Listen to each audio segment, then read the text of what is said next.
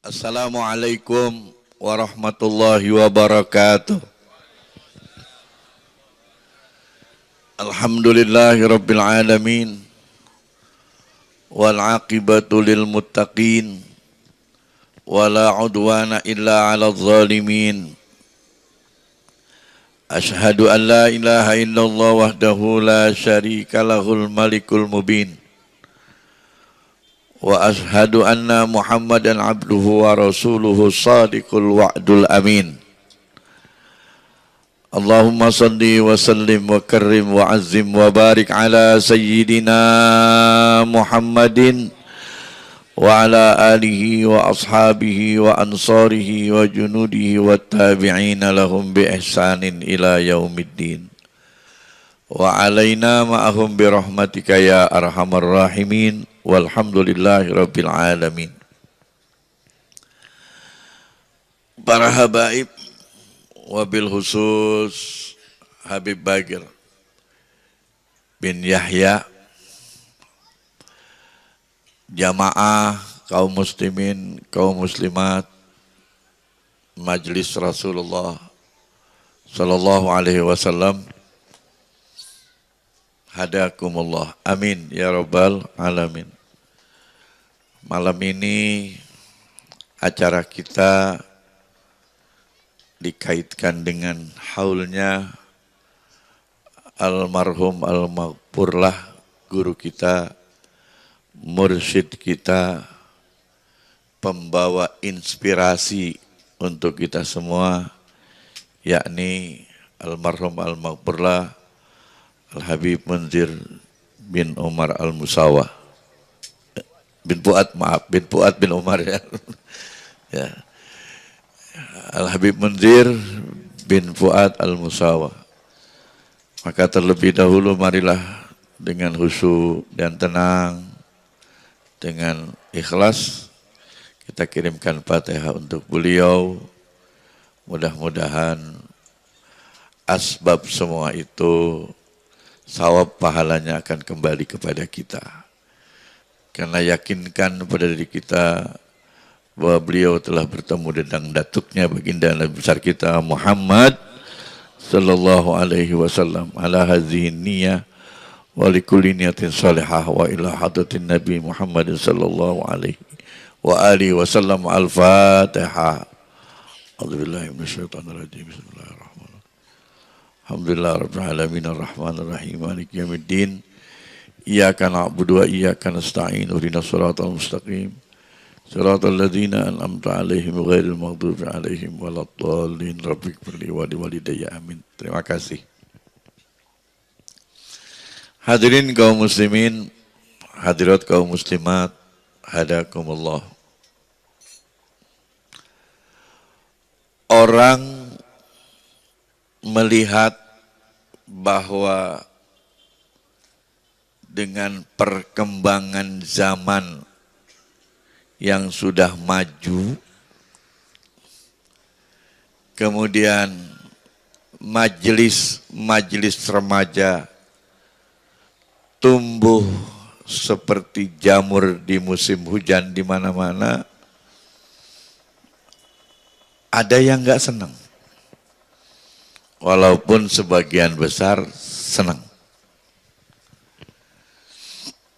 Dan ini memang kudratnya anak muda seperti itu. Ketika mereka melakukan hal yang negatif, mereka dikata-katain. Jadi apa lu nanti tuanya kalau udah muda aja masih kayak begitu. Mudanya udah kayak begitu. Ketika aktif di pengajian juga diomongin. Anak muda anget-anget teh ayam paling juga sebentar lagi habis tuh pengajian. Betul nggak begitu? Betul nggak begitu? Ada satu kegalauan kemudian setelah itu, maka kemudian Habib Munzir tampil ke depan dengan membawa gaya pengajian yang berbeda,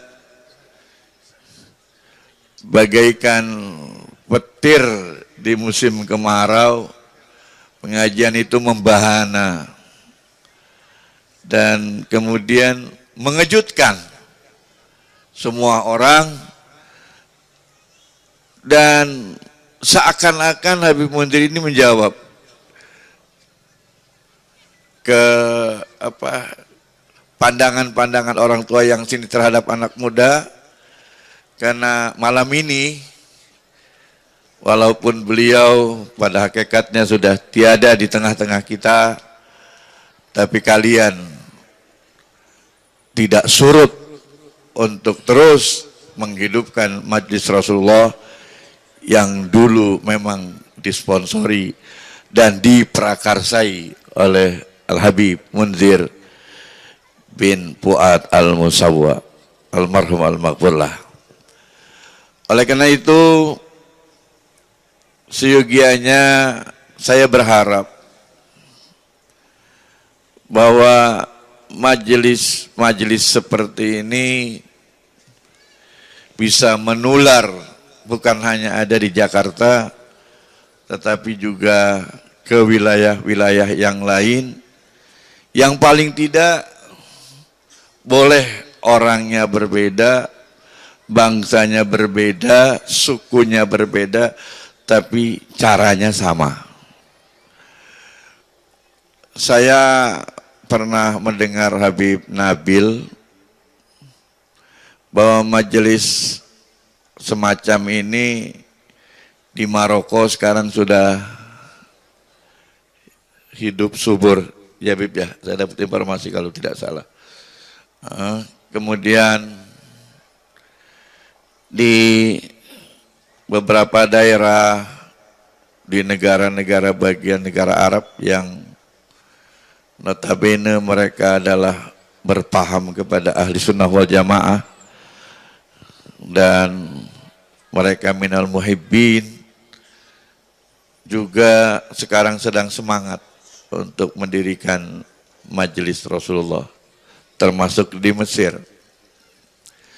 Walaupun dengan nama yang lain, tapi ini adalah merupakan satu kebangkitan yang kita inginkan, bahwa bangkitnya ini tidak tidak pedas-pedas sambal gitu ya, atau wah nanti besok, atau tidak anget-anget kuku gitu ya, tidak anget-anget jahe gitu, tapi betul-betul meledak dan meledak. Amin, amin ya Rabbal.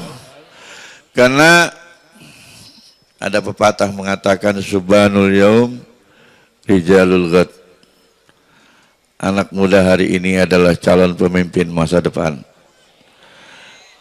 Dan saya, kalau kata orang Sunda, regreg, tenang hati saya kalau nanti kalian sudah pada dewasa dengan ilmu pengetahuan yang kalian miliki dan agama yang kuat.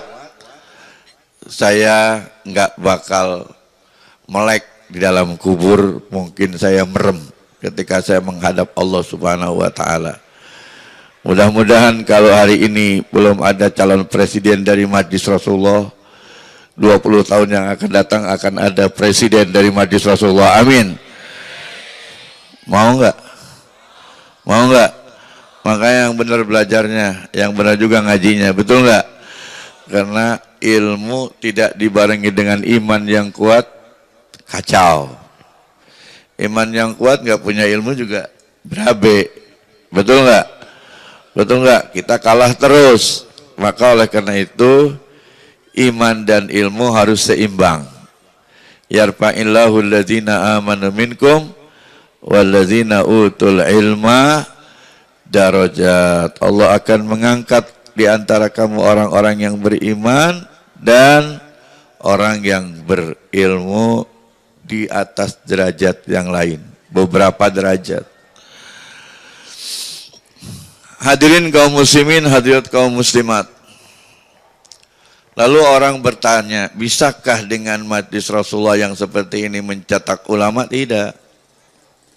Kalau mencetak ulama bukan di sini tempatnya. Mencetak ulama di pesantren.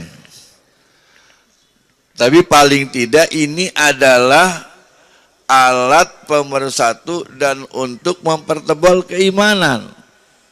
Betul nggak? Betul nggak? Sebab yakin saya yang hadir pada malam ini udah pada sholat. Walaupun kadang-kala bolong-bolong. Aku aja loh. Ya. Ya. Apalagi sembahyang subuhnya. Kapan lu mau beresin? Iya. Diingetin aja masih ada yang kayak begitu, apalagi kagak diingetin. Betul nggak? Betul nggak? Jadi kalian ini diharapkan dengan majlis yang seperti ini, mana yang lupa ketika ingat laksanakan. Ya lama-lama kan jadi baik lagi gitu. Betul nggak? Betul nggak? Seperti pisau dipakai terus tiap hari, nggak diasah-asah, muntul nggak? Muntul nggak? Dipakai motong aja susah. Ya, tapi kalau dipakai tiap hari, diasah paling tidak seminggu sekali, ya mudah-mudahan ya pisaunya tetap tajam dan ketika motong enak dan dagingnya halal dimakan gitu. Jadi demikian juga kalian gitu. Ketika nanti pada saatnya, karena setiap minggu sekali atau bulan sekali diasah, nah pisau iman kamu itu tajam. Jadi waktu dipotong sama malaikat, insya Allah nanti dagingnya di sana enak gitu. Ya diperebutin sama bidadari. Amin. Amin ya Rabbal alamin. Gitu kan? Gitu kan maunya kita ya. Nah jadi kita mengatakan secara jujur, ketika ada juga yang nanya sama saya seperti itu, saya katakan itu.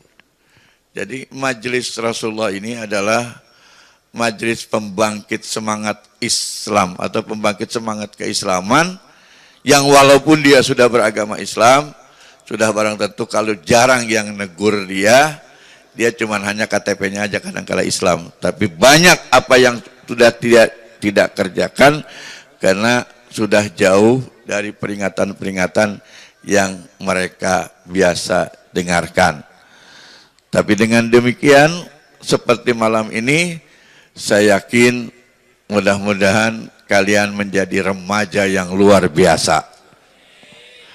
Karena gini ya, kalau orang tua rajin ngaji, udah biasa. Karena dia udah ngukur. Kalau umurnya udah 50 tahun, ya gue paling juga berapa tahun lagi mati. Kalau gue nggak rajin ibadah, bagaimana? Betul nggak? Apalagi kalau udah 60 tahun, apalagi 61 tahun, 62 tahun. Ya, kalau kata umur Nabi kan cuma 63. Ya kalau ada yang 62, sekarang tinggal berapa tahun lagi? Tinggal setahun lagi. Kalau kagak rajin ibadah, luar biasa namanya. Betul nggak? Betul nggak? Jadi kalau buat orang tua, rajin ibadah biasa. Karena dia udah deket pulang. Ya. Udah bau tanah. Kalau anak muda rajin ibadah, sering hadir ngaji, sering baca maulid, seneng baca maulid, insya Allah ini namanya anak muda luar biasa. Kenapa? Karena harapan kedepannya masih panjang. Betul? Betul? Nah, sekarang dibalik. Kalau orang tua udah bau tanah masih seneng maksiat, luar biasa. Ini namanya orang tua gendeng. Betul nggak? Betul nggak? Tapi kalau anak muda dianggap biasa, ya tinggalan satu lohor nonton bola, tinggalan waktu lohor. Kata teman yang lain biasa anak muda kok gitu ya. Betul nggak? Betul nggak?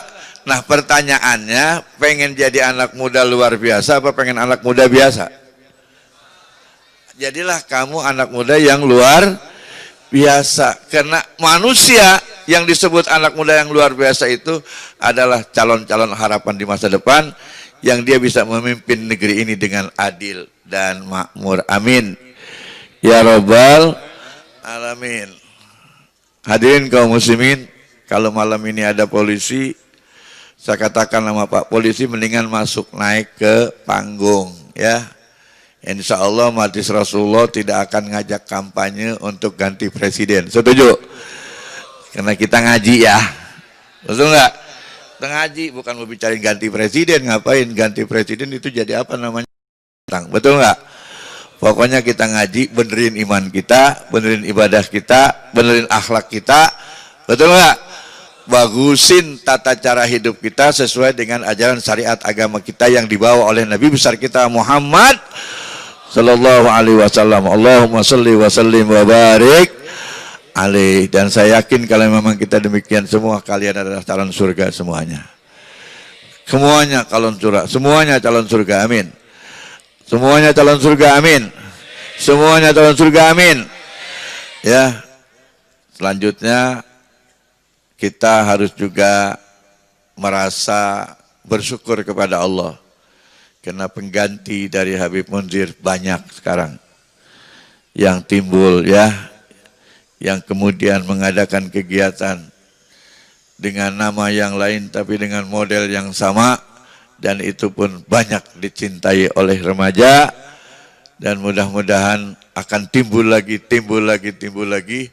Negara kita insya Allah dalam jangka 5 tahun, 6 tahun yang akan datang akan bebas dari narkoba, akan bebas dari narkoba, akan bebas dari minuman keras, akan bebas dari perzinahan. Amin ya rabbal alamin. Sebab jangan kita mikirin pabrik minuman, pikirinnya sekarang adalah mikirin kita jangan minum. Kalau pabrik minuman dibikin, minumannya dibikin, kalau kita pada nggak minum kan nggak laku.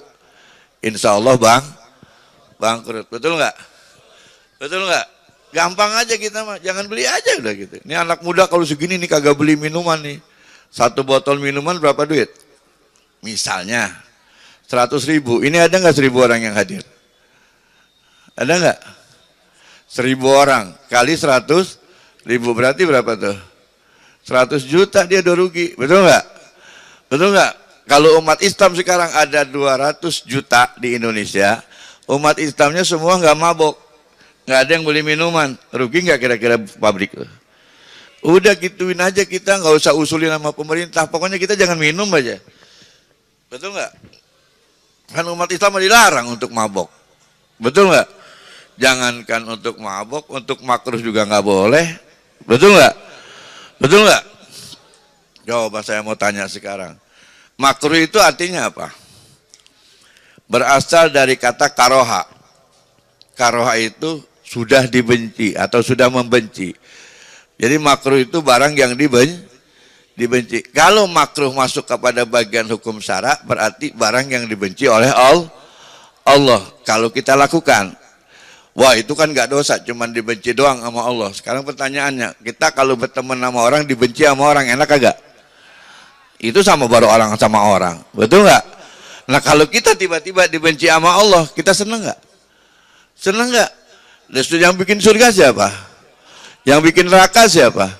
Allah, bukan kita. Betul nggak? Neraka yang bikin Allah buat kita, surga yang dibikin oleh Allah buat kita. Kita pengen masuk surga apa pengen masuk neraka? Kira-kira kalau tiap hari ngerjain yang makruh aja, Allah kira-kira masukin kita ke surga apa masukin kita ke neraka? Setuju? Kenapa? Karena Allah benci. Karena Allah masukin ke surga birahmati, dengan kasih sayangku, bukan dengan kebencianku. Nah, maka oleh karena itu, di samping kamu mudah-mudahan bukan pemabok, malam ini kamu juga siap untuk berhenti melaksanakan yang makruh, yaitu ngerokok. Siap? Siap? Yang masih ngerokok besok berarti kamu adalah calon orang yang dibenci oleh Allah, bukan calon yang disayang oleh Allah. Betul nggak begitu? Betul nggak? Kenapa sekarang Indonesia terpuruk? Dolar naik. Yang bikin Indonesia terpuruk umat Islam yang masih ngerokok. Anggaran negara Indonesia itu 1.800 triliun satu tahun. Woi, berapa? 1.800 triliun satu tahun.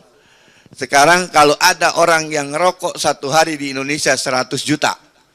10.000 aja satu hari habis. 100 juta yang ngerokok di Indonesia. Udah berapa duit satu hari? 1 triliun uang Indonesia dibakar sama orang Indonesia. Jadi rokok. Halo? Halo? Halo? Ini kita ngitung ini 1 triliun satu hari uang dibakar sama orang Indonesia yang mayoritas adalah orang Islam. Itu yang bakarin duit 1 triliun satu Indonesia. Satu hari 1 triliun, 1 bulan 30 triliun uang orang Indonesia jadi asap dan jadi api. Betul nggak? Dan ini kerjaan dimakruhkan dalam agama. 1 tahun Pak, Masya Allah, coba itu 1 tahun 30 triliun 1 bulan, 1 tahun. Ini baru 100 juta dihitung yang rokok. 1 hari yang cuma 10.000 kita hitung. 100 juta kali 10.000 itu 1 triliun itu. Betul nggak? Betul nggak? 30 triliun kali 12 berarti berapa? 360 triliun 1 tahun uang orang Indonesia jadi abu dibakar. Alias 50% anggaran pendidikan sama dengan uang yang dibakar oleh rakyat Indonesia setiap tahunnya. Makanya agak ada orang Islam yang kaya, jarang yang kaya, banyakkan yang miskin. Karena memang duitnya dibakarin, bukan dipakai untuk yang bermanfaat. Udah ketahuan, dokter bilang ini berbahaya, bisa kena serangan jantung. Janin bayi bisa kegugur gara-gara ngerokok. Masih juga dikerjain. Kalau kita sakit perginya kemana? Ke dokter apa kemana? Berarti dokter tahu nggak kesehatan? Itu namanya nyeritain kesehatan apa nyeritain penyakit? Nyeritain penyakit. Yang ngomong dokter, merokok berbahaya, bisa merusak jantung, bisa menggugurkan janin dalam kandungan yang belum waktunya. Itu dokter yang ngomong. Berarti ahli kesehatan. Ketika kita masih ngerokok berarti kita ngelawan sama siapa? Ngelawan sama dokter, ngelawan sama ahli kesehatan. Dan kita memang nggak mau sehat, sambil bakar duit kita, sambil kita penyakitan dan mati, kita dibenci oleh Allah Subhanahu wa taala. Nauzubillahi min. Sadari, mari kita pikir dengan nalar kita yang benar bahwa jangan kita berbicara bahwa makruh itu tidak haram, tetapi makruh mendekati kepada yang haram. Betul? Tidak ada makruh mendekati kepada yang halal. Maka oleh karena itu, rokok adalah temannya narkotik. Rokok temannya opium. Rokok temannya marijuana. Rokok temannya putau. Maka kalau rokok mulai dihisap, besok akan ditambah dengan putau. Jadilah asalnya makruh kemudian haram. Dan kalau kamu mati dalam keadaan menghisap barang yang haram, kamu meninggal dalam keadaan su'ul khotimah. Na'udzubillah wa a'udzubillahi min. Terima kasih. Sekali lagi apa yang saya sampaikan ini adalah untuk kita semuanya. Ayo berpikir dengan lebih jernih. Karena kalian dibutuhkan di masa yang akan datang. Kalian harus sehat. Kalian harus berilmu. Kalian harus beriman yang kuat. Karena kalian calon-calon pemimpin di masa yang akan datang. Amin. Takbir. Takbir. Takbir. Demikian karena masih ada Habib Bagir dan yang lainnya. Dari saya, mudah-mudahan ini ada manfaatnya. Wallahul muwaffiq ila aqwamit thoriq. Assalamualaikum warahmatullahi wabarakatuh.